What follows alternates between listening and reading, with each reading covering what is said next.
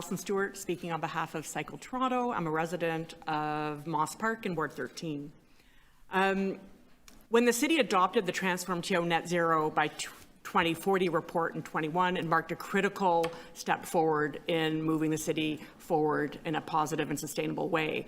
Specifically, the target to have 75% of trips under 5 kilometers taken on foot, transit, or bike by 2030. With less than 8 years away to reach this goal, there are still far too many parts of the city where it's unsafe to consider or take a short trip on foot or by bike.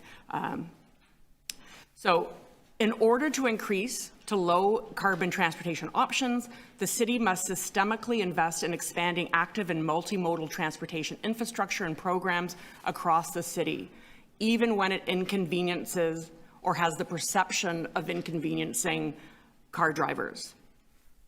So it is our strong recommendation that both this committee and City Council vote unanimously in favor of giving more teeth to the Transform TO strategy by setting clear standards and processes that make it clear to all city departments and agencies that they must prioritize and implement policies and plans that support achieving Transform TO Net Zero by 2040.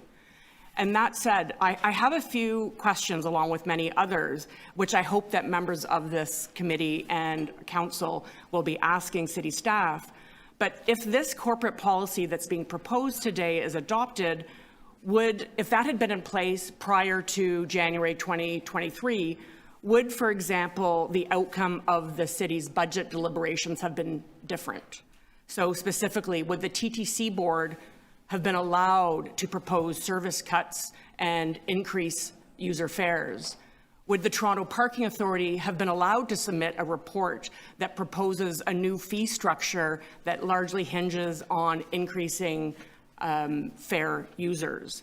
And also, with this adoption of this new policy, will it help city services like transportation services?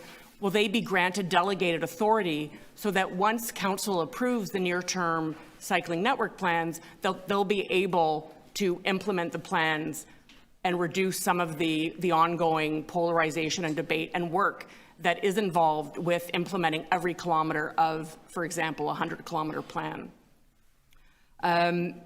So in addition to these, in the letter that we've submitted, we also suggest taking things like that when the city expands its electric vehicle strategy, that it must include e-bikes and other electric micromobility devices such as e-cargo bikes. Our concern is that, yes, having EV vehicles is important, especially for commercial vehicles and public transit. We do not want to see our current system of automobility be reproduced. Anyway, thank you. Questions of the Deputant? Seeing none, thank you for joining us.